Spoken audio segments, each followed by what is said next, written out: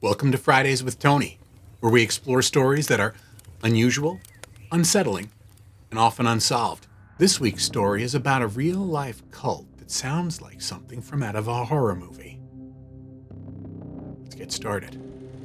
High in the mountains of northeastern Mexico lies a village few had ever heard of, a place so small it barely existed on the map. Yet what happened there would leave scars on the country's history.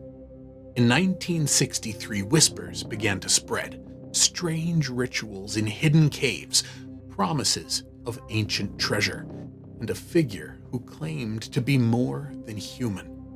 At first, it looked like nothing more than superstition and trickery, the kind of story you'd expect to die out with time. But then, people started disappearing. And soon, the truth would prove far darker than anyone imagined.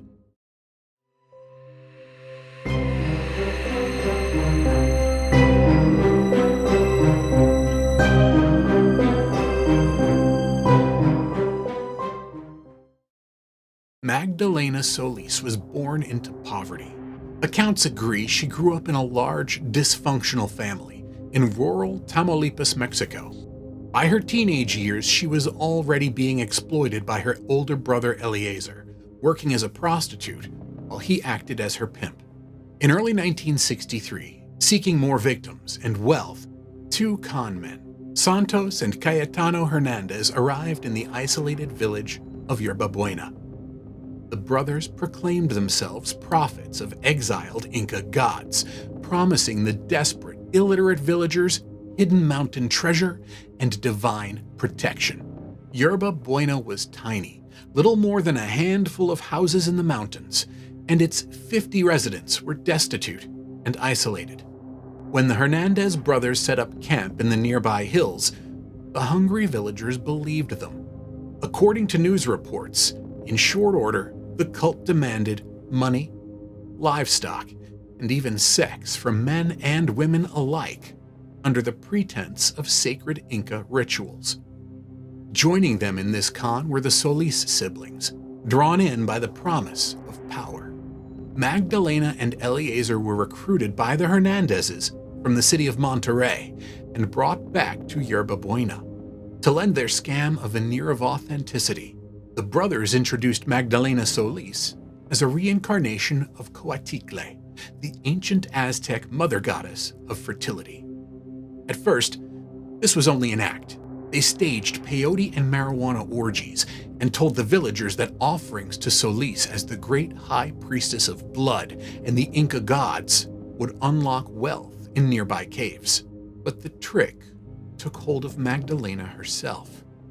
According to one report, what was once a role became a conviction. What had begun as a role-playing stunt turned into full-blown delusion. Solis came to truly believe that she was a living goddess. Witnesses later described her as fanatically religious, suffering from delusions of grandeur and indulging extreme sexual perversions. A woman who drank blood, practiced sadomasochism, and even pedophilia as part of her new faith. Under the cult's mythology, Solis portrayed herself as Coatlicue reborn, drawing powers from human blood. Cult members were told that the divinity must feed on the life fluid of the unbelievers. Intoxicated by drugs and blind faith, Solis's followers obeyed. They ran wild with her script.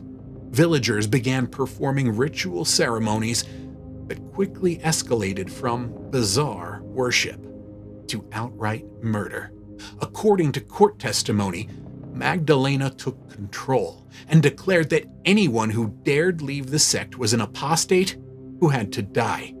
When two cult members voiced dissent, Solis decreed that they must die. Those two victims were lured into caves, brutally beaten by the members, and lynched on the spot. The cult's ceremonies had turned bloodthirsty. After those first killings, Solis's cult did not slow down. It intensified.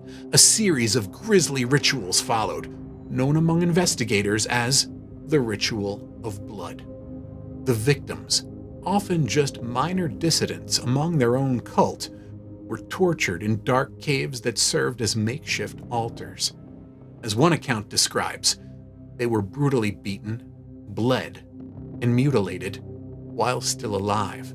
Their hearts were literally torn out.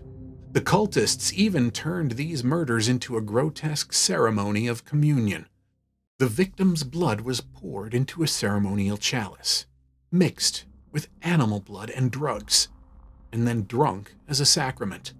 Solis herself drank first, insisting that this elixir would maintain her youth and immortality. She told followers that she needed to drink blood to preserve her youth, because blood is the only food that the gods can ingest. The belief was that by consuming blood, she was literally regaining divine power. Then others would follow, taking turns drinking from the chalice of gore. According to author Brad Steiger, the cult believed this granted supernatural powers. As the spring of 1963 wore on, the killings became routine. Over the course of roughly 6 weeks, at least 4 villagers are known to have died in these blood rites. Altogether, Mexican officials would eventually attribute 8 murders to the cult, and later reports even suggested the real toll might have been as high as 15. Journalist accounts emphasize that this was almost beyond imagination. One report notes that rarely is there a record of a serial killer motivated by sexual satisfaction. Solis's crimes combined organized leadership with sexual sadism, an unprecedented combination in that region. The victims' mutilated bodies were left in caves or pits. After each killing came a grotesque ritual. Under the cold torchlight, the cultists would make a public show of drinking the lifeblood of their victim. It was all eerily masked as a sacred ceremony, but it was unmistakably mass murder. The horror came to light almost by chance. In May 1963, a 14-year-old village boy named Sebastian Guerrero wandered into the woods near the cult's cave. Guerrero was on an errand, but strayed too close to the ritual chamber. From the shadows, he saw a macabre scene. Frightened captives, blood-soaked altars, and members of the cult zealously performing another sacrifice. Terrified, Sebastian sprinted over 25 kilometers back to Yerbabuena's tiny police station. There, he blurted out what he'd seen. "I saw a group of people drinking human blood like vampires." But the local constables thought it nonsense. The boy recalled that the officers ignored him and laughed, thinking he was a delirious adolescent. His warning of cultists drinking human blood was dismissed as hallucination.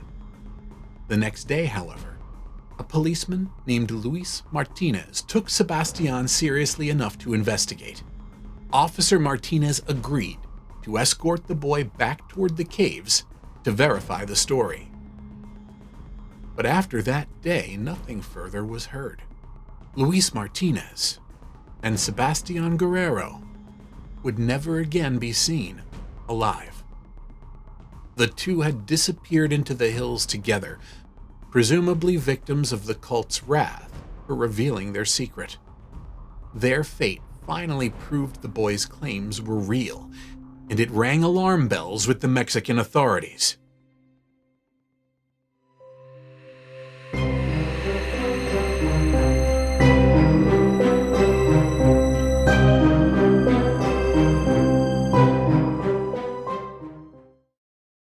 By the end of May 1963, the once hidden cult was exposed. With Sebastian and Martinez missing, the police were forced to act. On May 31st, 1963, federal forces, police backed by the Mexican Army and Marines, descended on Yerbabuena. What they found was a nightmare. Inside a remote ranch and nearby caves, They discovered torture tools, enormous altars, and dozens of corpses. Magdalena and her brother Eleazar Solis were caught at the scene. Officers found them with large quantities of marijuana, which was evidence of the drug-fueled orgies. Santos Hernández, the cult leader turned prophet, was shot dead resisting arrest. His brother Cayetano Hernández survived the initial raid, but the aftermath was deadly.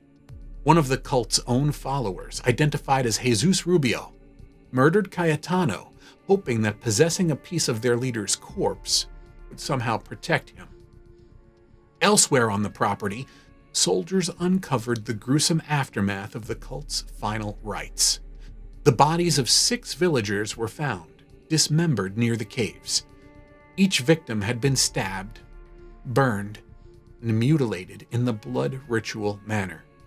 In one cave, authorities even found the remains of Luis Martinez and Sebastián Guerrero, mutilated and drained of blood like the others. The entire cult cell was shattered that day. Only a handful of cult members attempted to flee. Most were rounded up by police. By dawn, Magdalena and Eleazar Solis were in custody, and the forest was littered with corpses, victims and captors alike. As one contemporary report put it, some cult members died during the operation and shootout with the police, while others were arrested and later sentenced to lengthy prison terms. The trial of Magdalena and Eleazar Solis was a sensation. Prosecutors faced the Herculean task of making sense of the crimes committed by members of the sect, and testimony from shaken survivors. Many cult followers refused to speak, terrified of retribution if they betrayed the high priestess. In the end, only 2 murders could be definitively tied to the Solis siblings in court: the deaths of Sebastián Guerrero and Officer Luis Martinez. Both victims had been abducted by the cult and killed because they threatened to expose its secrets. In 1964, Magdalena and Eleazar were each convicted for the double murder of the boy and the policeman. The judges handed down the maximum penalties, 50 years in prison apiece. Newspaper reports noted the staggering trial testimony, vivid descriptions of torture and cannibalistic ritual. But the judges could only rule on the crimes proven. According to Crime Library, Mexican authorities officially attributed 8 homicides to Solis and suspected 15 victims total, though they could not be proved in court. Magdalena Solis never regained her power. Behind bars, she faded from view. Newspaper retrospectives merely note that she received 50 years in prison and that, in fact, it is unknown when Magdalena died in prison. Some sources claim she spent the rest of her life behind bars, dying at an unknown date. Eleazar Solis likewise served decades in prison. Other high-ranking cult members were convicted as accomplices, each given roughly 30-year sentences for torture and homicide. The massacre in Yerbabuena left deep scars on the region. For the villagers, the nightmare lingered for generations. To the outside world, the case became a chilling footnote, a rare instance of a female-led cult of blood sacrifice. Criminal profilers have since studied Magdalena Solis as a pathological case. One researcher observed that Magdalena enjoyed violence. She literally took pleasure in it. Later books emphasize that beyond her religious madness, Solis's sadism, eroticization of suffering, and vampirism were driving motives. In short, even leaving aside the mythology she spun, she was a sexual predator who harnessed myth for her own perverse ends. In Mexican true crime lore, Solis remains infamous. Her story, often called the saga of the Great Priestess of Blood, is remembered as a graphic warning of blind fanaticism. As one modern account says, Her saga is a brutal reminder of how fanaticism, manipulation, and desperation can turn a marginalized young woman into the very embodiment of death. Decades later, experts in the formation and existence of cults cite Yerbabuena as an example of the vulnerabilities of isolated poor communities in 1960s Mexico. The village was effectively cut off, with no electricity, no schooling, and no outside interference. When charismatic frauds arrived, claiming divine power, the people believed. What happened in Yerbabuena surpassed any delirium. That mixture of superstition and powerlessness turned a simple confidence scheme into a killing spree. Today, Yerbabuena is said to be mostly abandoned, a ghost of its former self. But the legend of the High Priestess of Blood lives on. Historians and journalists still retrace those 6 weeks of terror, piecing together witness accounts and news reports. They remind us that even in modern times, it is possible for terror to hide in the mountains. A blood-soaked altar in a forgotten village, presided over by a self-proclaimed goddess. As one late report concludes, Solis's face remained alive in the Mexican criminal imagination, forever burned into the country's memory as one of its most monstrous cult leaders. Thank you for joining me for this story of faith turned to fanaticism, but even worse, that faith gave power to those who chose to use it for pure evil.